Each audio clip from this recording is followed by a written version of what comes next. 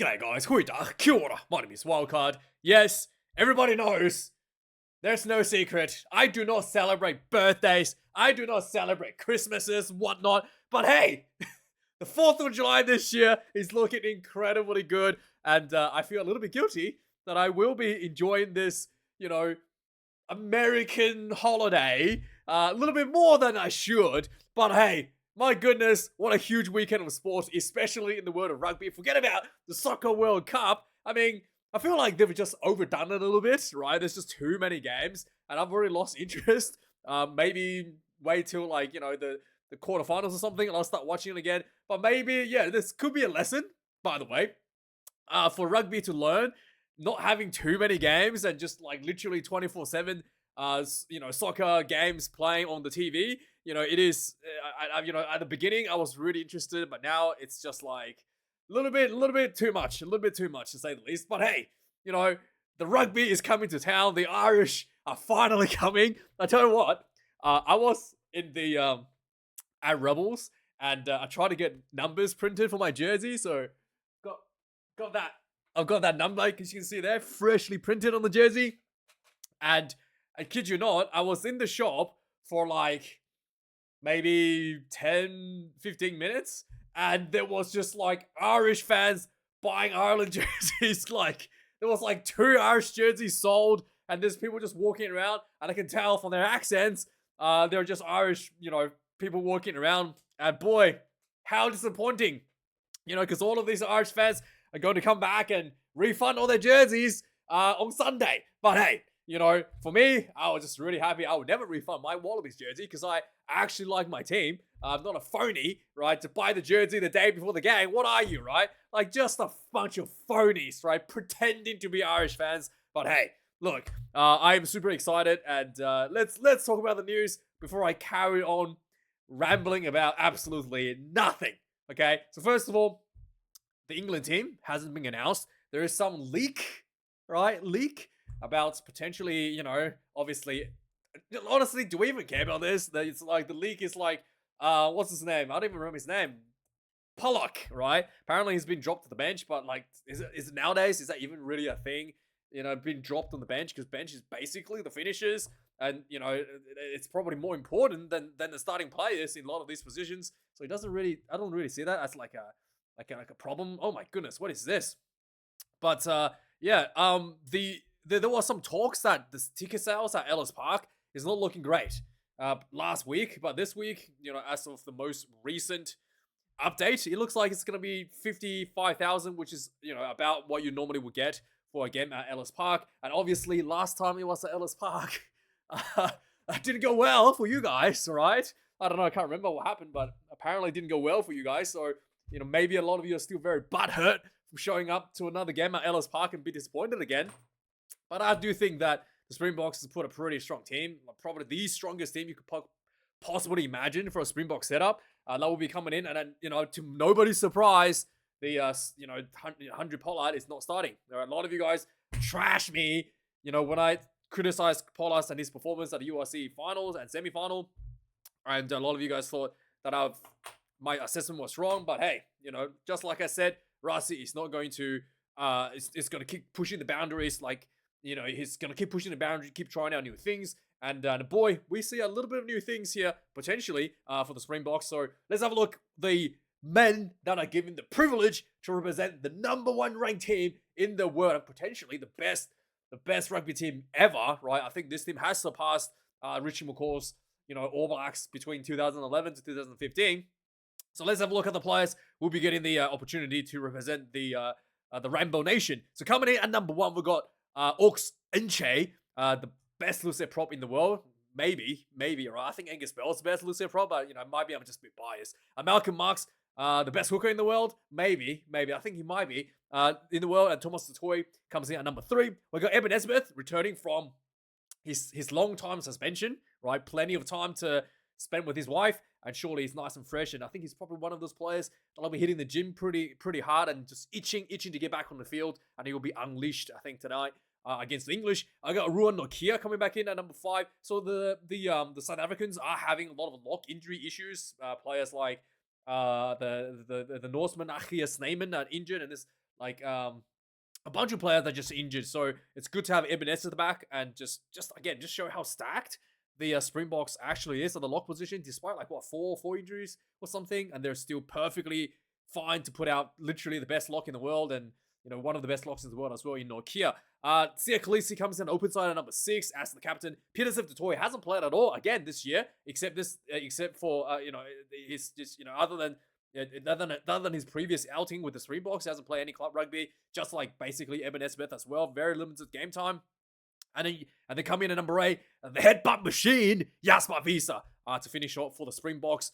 It is interesting because one of the things I had a discussion about with a lot of the All Black fans is the lack of height in the loose 3 forwards, and obviously the All Blacks don't have access to Brodie Retallick and Scotty Barris. Not that tall either, to be honest. Scotty, he's and there's I feel like there's a lack of height issue. We'll talk about that for the backs 3. For obviously the Springboks, Peter Siftotoy is a lock, so it not really an issue here. But outside of Siftotoy, Jasper Visa and Sia Khaleesi not that tall either when it comes to like a line-out option. But with Eben Esbeth and Nokia, I think there's plenty of size in this Springbok 4-pack. Now in the back line now coming in number 9, Grant Williams. Interesting because in the Barbarian game, I had expected to see more of him as a playmaker. Obviously they may not want to reveal that he can, almost like Anton Dupont or maybe a James Gibson Park style of playmaker tonight. I didn't see that. Maybe they're just hiding it, but maybe I would not. I'm very interested to see if Russ is going to push for that direction, because that is one of the areas that's being really, has been yielded a lot of success for a lot of the teams in the North. And maybe even for the All Blacks that's coming up as well. And I think that, as Russ Erasmus, someone who likes to be in the forefront of these new ideas of rugby, I would not be surprised to see maybe something out of Grant Williams this weekend, but we'll have to wait and see. Coming out of 10, we got Manu in the Bok, the playmaker. 11, Kurdi Adinsa. Coming out of 12, Damien Delindi. And then number 13, Jesse Crew, the best center combination in the world for a very, very long time now. Now, obviously, again, the Barbarian game, Jesse Crew was playing number 13 with Esther Hazen, the number 12. And the defense wasn't that great. Right, and I don't know if they're just not taking it seriously or if there's actual defensive issues at 12 and 13, a combination with, Andre Esterhazen, but we'll find out tonight if that was just them being, if there was a legitimate issue there or if they're just being a little bit, just taking it a little bit easy for an expedition match, right? Coming in number 14, Cheslin Kobe, is he going to take the goal kicks if Manu the Bok especially not performing? Maybe. He was doing the goal kicks for the Springboks against Barbarians. And finally, the return, the greatest Springbok in history of the Springboks, Damien Willemse comes in on 15. I was so impressed with this guy in the URC semi-final against Leinster. Like, honestly, this man, the way, like, the amount of, like, the work rate of this man on the field was just insane. He was basically the fullback, the fly half, the center, outside center, and the winger, like, all at the same time. Like, the way that he gets himself involved in the game was so impressive, so outstanding. And like, it's just such an impressive player. And I think he actually stepped up his game from what he was doing previously, right? Previously, he was just almost just a fullback, especially in or 12. He's pretty much fixed into the position that was assigned to him.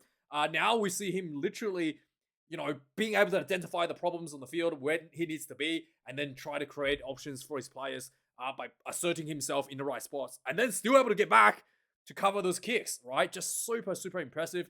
I can't say enough about how awesome this guy is, and I think he's taking his game another level up at number 15, because one of the things I really like about Ville Leroux is his ability to be like a second playmaker.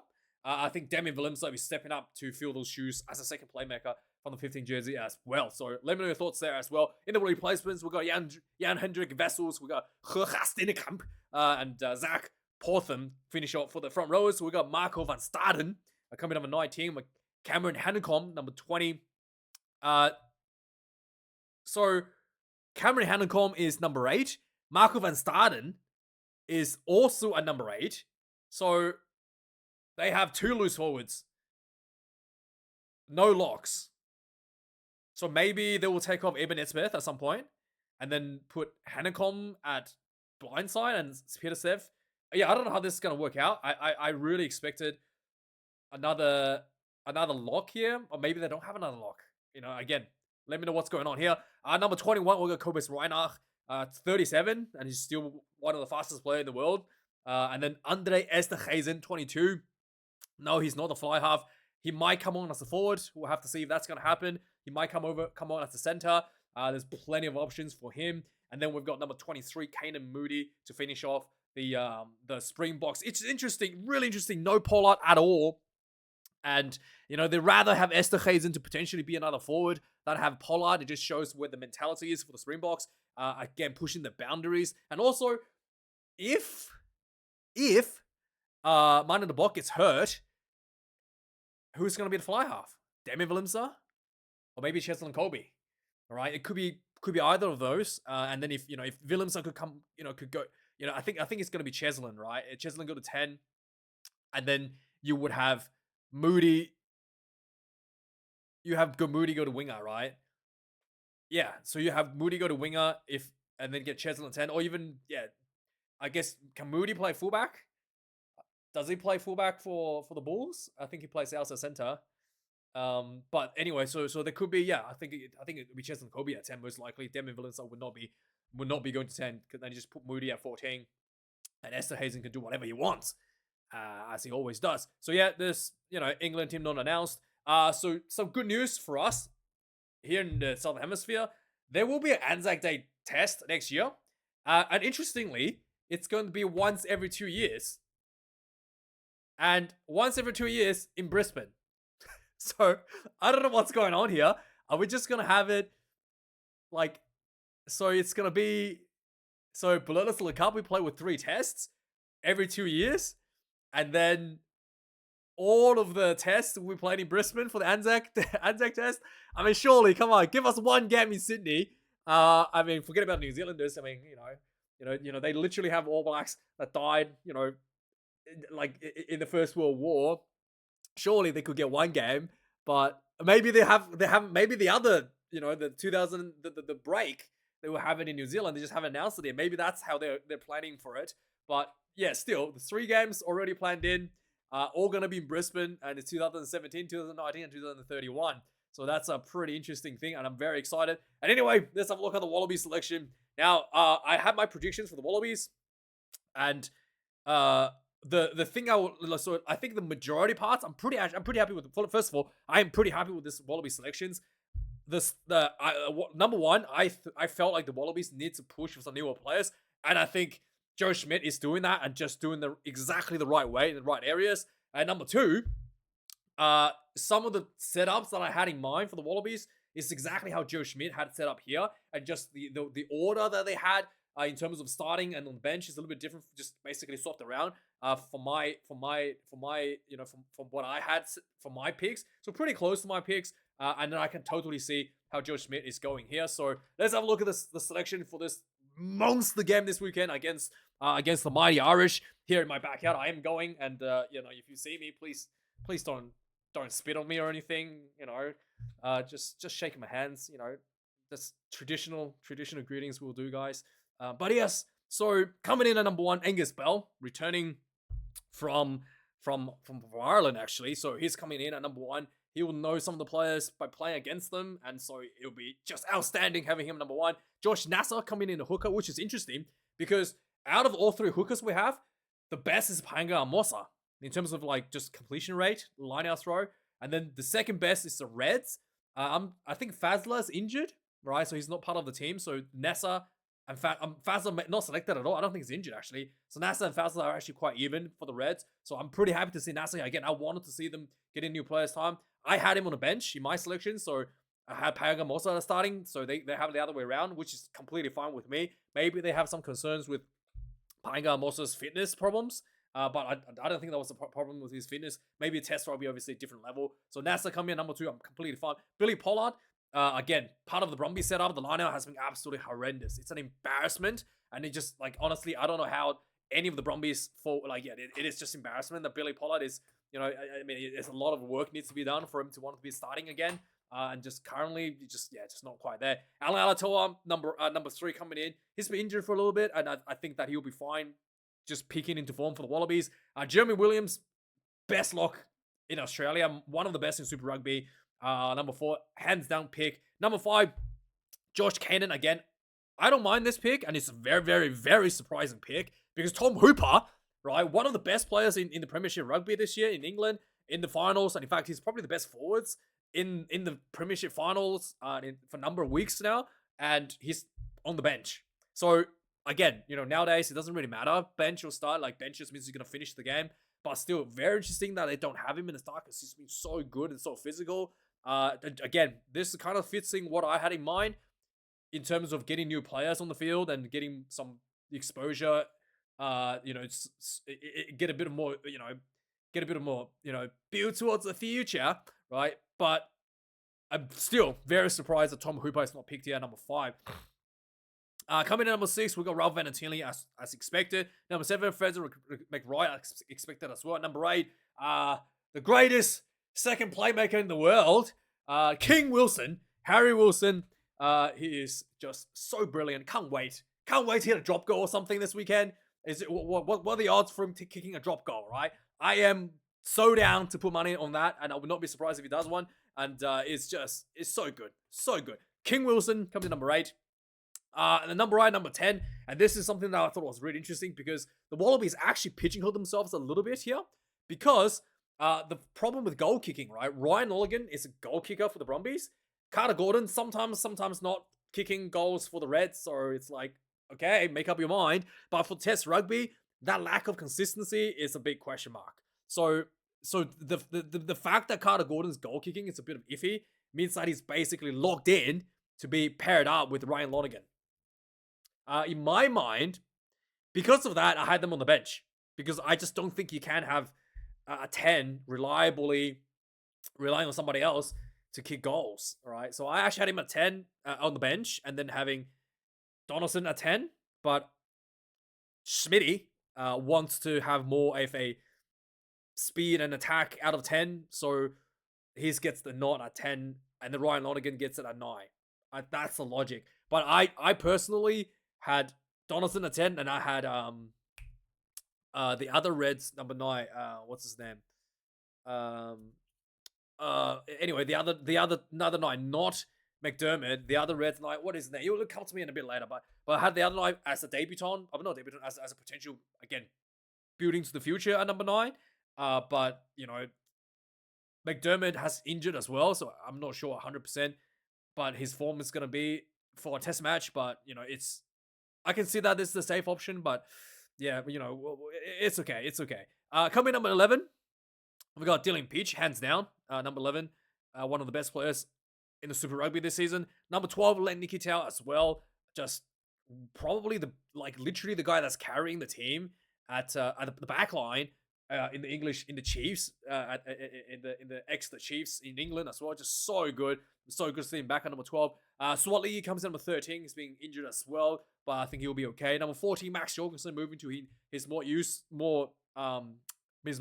familiar spot at number 14. And Jock Campbell comes in number 15 ahead of Tom Wright, which is exactly what I expected. I did not think Tom Wright was, again, he's been injured for quite a bit. Didn't think his form was quite there for the Brumbies to be in the starting position, and he's on the bench. So coming in the replacements, we've got Panga Mosa, James Slipper, and Tanela Tupou. Tupou time comes back at number 18. We've got another debutant, Lachlan Shaw at number 19. Tom Hooper will be the finisher off the bench at number 20. Tate McDermott number 21. Ben Donaldson number 22. And Tom Wright really finishing off at number 23, bringing a lot of experience off the bench. And just, I think the Hooper, Tupou, and Tom Wright build, and James Slipper are just, test match veterans coming off the bench to try to finish the game. Should it be a very tight finish. But yeah, this is a really good setup for the Wallabies. I really can't complain too much overall. For the Irish team, big selection. Obviously, everybody's expecting this. Not really a big selection. Is obviously the selection at number 10, Sam Prendergast. His performance has been on and off. And there were games where he was horrendous, I've watched, in the Champions League. And then he was great in the URC. So we don't know which Prendergast is going to show up. Obviously Crowley, the preferred Fly Harbour's injured, and he was outstanding in the end of the Six Nations. So yeah, Prendergast is getting another chance, and this will be interesting. Very interesting to see how he's going to pull up. And if the Wallabies give him some space, he's gonna really run riot through the Wallabies, and I really hope that we target him at a 10 jersey as much as we can. So coming for the Irelands, let's go from the start. Tommy O'Toole comes in number 1. Dan Sheehan, the cheat. Why don't you jump over to the sideline next time, right? Jump over another try next time, right? Dan Sheehan, the basketball jumping, anyway, it comes in number 2. We got Ty Furlong coming number 3, and obviously, the greatest Irishman of all time, Andrew Porter, he's hurt, so he's not playing. A little bit disappointing there. Coming number 4, Joe McCarthy. Number 5, James Ryan. Number 6, Kian Prendergast, Sam Prendergast's brother, at the blindside flanker. Coming number 7, Josh Van der Fleer, as always. And number 8, Jack Conan. I'm pretty sure what's his name? Doris is hurt, I think. Pretty sure he's hurt. Yeah, he's not available because he's hurt. He had a bit of an injury from the URC final, I think it was, which is a little bit disappointing because he's absolutely outstanding for the Irish team. Coming in number 9, probably the most important player on the field for the Ireland team. Win, lose, or draw, he will be the one that will decide it. Jameson Gibson Park. Coming number 10, Sam Prendergast. Again, if he gets space, he will just run riot. His kicking game has been outstanding, and it's just really about putting pressure on him. Coming down 11, Jamie Osborne. I've highlighted him and Rob Bellacombe because I do think that this is the wingers are not that impressive. James Lowe, he's quit. He's gone to Japan, and Ireland obviously has same selection policy as we do. Not allowed to select him from any player from overseas, so he's gone. And then Mac Hansen is injured, so Bellacombe and Osborne, neither of them are that great. I am sorry if you're an Ireland fan, you can let me know if you disagree with me. I don't think either of them are that impressive for our wingers. And then we've got Stuart McCloskey comes in on 12, who's been outstanding. I think he's been absolutely brutalized out of 12 for Ireland. And Gary Ringrose as well, just an old general at this point, number 13. Rob Bellacombe, number 14. Hugo Keenan. The fastest guy on the field is Hugo Keenan. He's probably the best winger. If you were to, if you had another option at 15. Bellacombe, I don't rate him that high. I think his error rate is a little bit too high. He's fast. His error rate is a bit too high. And Osborne, whilst better than Bellacombe in terms of error rate, I think Osborne's just a little bit too slow. Am I crazy to think that he's not that fast? Anyway, some of the Irish fans will undoubtedly tell me that I'm completely wrong, that they're the greatest wingers in the world. But listen, in comparisons what you had before, right? In terms of Mac Hansen and James, Mac Hansen and what's his name, James Lowe. I don't think these two guys are at the same level as those two. So there you go, right? That's how I put it. On the bench, we've got Ronan Keller comes in number 16. Jamie Loughman comes in number 17. Oh, he's a Lachlan coming in number 17. Thomas Clarkson comes in number 18. Ty Byrne, very interesting here. I highlighted him because he's just outstanding for Ireland, just defensively, and just they've loaded him up on the bench as a finisher. Nick Timoney comes in at number 20.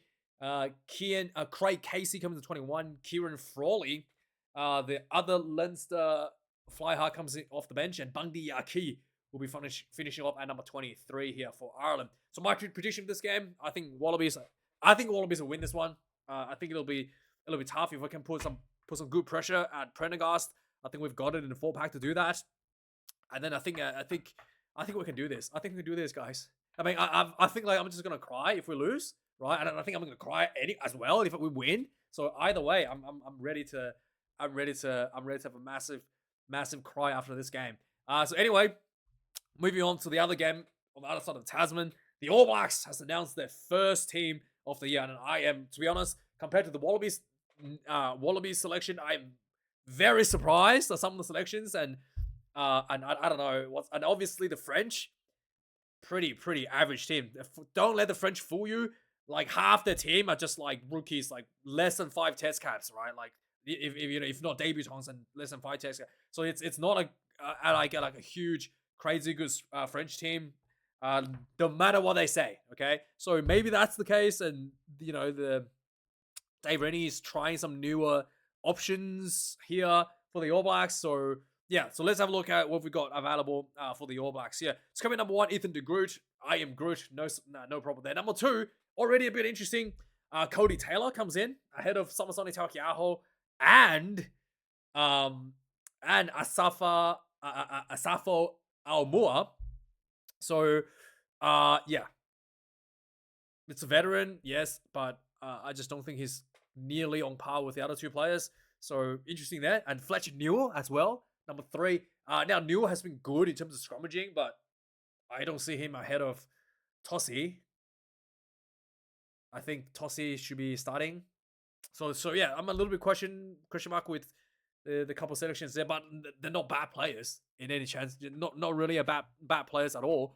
I just felt like this would be a great opportunity to give Tossie a chance at 3. And then Aumua as well at 2. I don't think that would be any issue if you had those 2 instead. But anyway, coming number 4, Josh Lord and Sam Darrell. Really interesting here.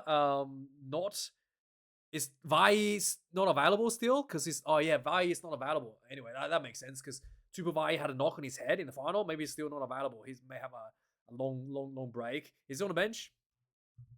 No, so Tupu Vai is still hurt. So Sam Darry and Josh Lord, and then what's his name?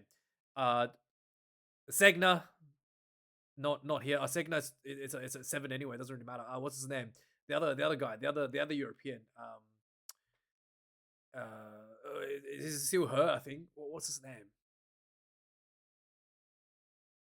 But anyway, the other guy, the Harlander guy. But anyway, he's being hurt, so he's still not available. But looks of it, Scotty Barrett not available. So again, Josh Lord and Sam Darry, they're okay. Josh Lord is fine for the Chiefs. Sam Darry is okay, but it's a bit against the Springboks. I don't know. Against this French team, I think it's more than enough. In the back 3, and this is what I was talking about with the Springbok in terms of height. You don't have a big number 6. I'm very surprised that Samapeni Finau is not selected at all for the Springbok for the All Black squad. And I think again, you don't really have a reliable height option as the third jumping line out. I guess the Springboks is going to be, Anyway, Peter Larkai at 6, blindside. Luke Jacobson at 7, which is a very interesting selection. Adi Savia at number 8. So Adi Savia playing 7 quite a bit and moved to number 8. Maybe, obviously, working with Rennie in Japan, so they've probably worked this out beforehand. And but again, I felt like Jacobson, really high work rate. But the problem with Jacobson is his mistakes. Lots of mistakes. Like in line-out mauls, in breakdowns. So I'm not 100% sure if he's the best option here. I'd rather have like Satiti here, at 6, and then or Peter Raka at 7, right? Than Luke Jacobson, to be really frank with you. But then again, maybe they're just trying new things here. And yeah, let me know your thoughts here if you're an All Black fan. Royga comes in number 9, Ruben Love number 10. 100%, no doubt. I'm just so glad they didn't put Damon McKenzie or something number 10. Ruben Love is absolutely the best number 10 right now in Super Rugby. It's just insane to not have him. Caleb Clark at number 11. Again, opting for the veteran instead of Fihi or instead of Fihi, Fanga Anofo here. Number 12, Jordy Barrett, of course, is outstanding. Number 13, no Billy Proctor. They got Quinton Tupaya here. Quinton Tupaya is player of the year, but he plays 12 normally, so I'm not too sure how this. But then I think 12 or 13 is fine. But it's interesting. I think it's fine. Will Jordan comes back at number 14. A lot of you guys have been saying that he's better winger than fullback. I do think he's a better fullback, to be honest. I think he's a great fullback. The fact that he opens him up as a second player, second playmaker, I think the extra space works well for him. But people still think he's the best winger. I think having Josh Morby here will be sufficient, and Will Jordan at 15 will be a better setup than having Damien McKenzie at 15. I think Damien McKenzie, other than the kicking game, he doesn't really have a threat. Now, let's face it, he's no longer a threat of counter-attacking from the fullback position. When was the last time you saw Damien McKenzie ran counter-attack from a fullback position and ran and made a significant set up a try? And I don't think he did that this season. So theoretically he could, but I just haven't seen it for a long time now from DMAC. So anyway, moving to the reserves. Asafo Aumua comes number 16. Xavier Numia gets debut. Finally, he's so good for the Hurricanes. Number 17, Atario Lomax, surprisingly, gets a nod here at number 18. He's been injured for Highlanders, for for the Hurricanes, and he's back straight away into the fold. Patrick Tuipulotu again on the bench, not on the start. Wallace Otiti on the bench, I think he's great as a finisher. Cortez Radama, number 21, no surprises here. And Billy Proctor gets to come off the bench. And then Fihi Fainga Anofo to finish off at number 23. So no Josh Morby. I think this is a very, very strong All Black team. There's some interesting setup here. But again, the biggest problem here, I think everything is fine. Like Quincy Paya, 13 is all fine. The only problem, even the forwards are fine. Like I just think that there's a better way to set up this one. But it's still like this setup is absolutely good. The only problem is just the 4-5-6. 4-5-6. I think that's the biggest conundrum the All Blacks are having right now. Just the lock and lack of height in the lineouts. But anyway, the French, I don't really know what to say. Dupont is injured from the final, so he won't be available again to play. So he will never be. So when the World Cup comes around, he'll be literally the second game he's ever played in the Southern Hemisphere for a Test match. The only one he's played was like when he was debuting in his first year and he came off the bench against South Africa. That's literally the only game he's ever played in the Southern Hemisphere, right? And yeah, so good luck winning the World Cup. Seriously.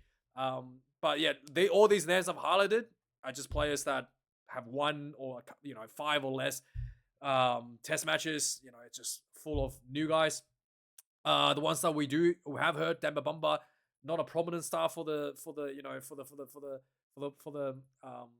French. Arudao, he's a regular. Jegu is a regular. Maxime Luku is the second guy for Dupont. Jalibert is second guy to what's the name, to Intermac. At the Sogbe, he's been pretty good, so he's actually a regular. Moefana is a regular. Penold, he's a regular, number 14, and yeah, Wadi is a regular off the bench, number 17. Montague, I've heard him before. Gillard is being around. He's relatively been around for a little bit now. Lagarrick, he's been off the bench a little bit, like a third. He's a third. Reserve number 9. Hastoy, he was here against the All Blacks last year, and he was really good. Deporté has been pretty decent for them as well. So they have a pretty good bench coming off, but all of these names I've highlighted, they are all relatively new to debut players. So I think the All Blacks are going to win this one. It'll be some interesting stuff. The Fijians had injury in the prop, so Masage Donge has been called up to replace Luke Tangi. But more importantly, they have Alan Rowland has been called into Fijian camp to help them work on their referee, to give him a referee assistant, to give him a bit more help there with their discipline. For the Welsh, Rhys Dammit has been put into winger again at number 14, which is interesting. And again, I don't have much to say about the Welsh team. I think that they've improved a lot in the final couple rounds, and I think the Fijians going to struggle to beat the Welsh this time around. Despite I think the bookies might have the Fijians as the favorites, but I really don't think this is a game that Fijians could easily win. But anyway, Rhys Dammit's been moved to number 14, and Murley has been moved to fullback. What's really stupid about this announcement? They have the backs from fifth start. They have the backs counting backwards from 15, and then they have the forwards counting up from 1 to 8. So Carey is number 1. Wainwright is number 8. Murray is number 15. Williams is number 9. So you have 15 down to 9, and then he goes to 1 and up to 8, right? I don't know why they did this, and then I don't know why they don't put the numbers on. Unless you're a stinking, you're a stinking Welsh fan like me, right? You wouldn't know this. You wouldn't know any of these players know who's going to where. It's just a random bunch of names, right? But I'm telling you, Rhys Carey is a loose prop and is outstanding, and Wainwright is number 8. He's definitely not a prop. So Pinal, we'll talk about it, is going to Japan because didn't get selected for the All Blacks, and it's really disappointing. I think he's been great, and I really don't understand why they didn't select him, especially when you're really struggling with a line-out option, third line-out option there. Super Rugby has changed their format a little bit, so there'll be no lucky loser this time. They will just have the semi-final, the quarterfinal or qualifying final, what they call it. Will just have the bottom 4 teams, so it'd be still 6. So first of all, Super Rugby reduced into 10 teams. Moana Pacific are gone. which means each team will play each other twice. The season actually goes longer to 18 rounds or 17 rounds. So it's longer now. This 18 rounds, I think, or 19 rounds. 18 rounds, 19 rounds, 18, I think. So the season's actually longer because each team will play each other twice. 18 rounds, actually. 18 rounds. And then, as a result, the top 6 will still go into the finals. The top 2 go straight into the semifinals, right? The quarterfinals or the qualifying finals means the bottom 4 will play each other for a place to play against the top 2 in the semifinals. And then the highest one of those will go into the final to host the final, right? Which is fine, but I think the problem is, I think the problem is that you need they were talking about this in the Premiership, potentially having the final played in a neutral venue, just so you don't get such a huge advantage for winning the season. I think that could be considered here because I think, but then again, if you don't want to be hosting somewhere, half people don't show up, so it's probably not going to be viable. But anyway, moving on. Patrick Peregrine has been signed with Highlanders, so he's been really good for Moana Pacifica. And then Jermaine Ainsley back to this is really good for the Wallabies, back to the Highlanders. He played for the Wallabies a few games and I think he's outstanding. He's an outstanding scrum prop, especially looking at James Slipper potentially going away. I think he plays loose head. Pretty sure he plays loose head, but he could potentially get a spot here at Wallabies. And then back at the Wallabies, Dan McKellar, Waratahs head coach, he's gone. He's basically said that his personal issues, he has 1 more year on his contract, that he's quit. You can sort of tell. I've been to the live games. I've watched him. This is the facial expression you see here is what basically you see him, all the time. He looks like a man that's under like a lot of stress and he's under the pumps and there's so much expectations to he's kind of got pigeonholed a little bit because he's been given like the best players, but they're not ready. Like they're not ready to deliver, and the concept of like having 1 or 2 players and you're gonna win Super Rugby is not really the case. The whole team has to be good to win. It's not soccer. You can't just rely on 1 player. So Swali injured as well for 2 years. Like he was injured for 18 rounds over 2 years. It doesn't help. Most of the season doesn't help there either. So he's been really hamstring quite a bit.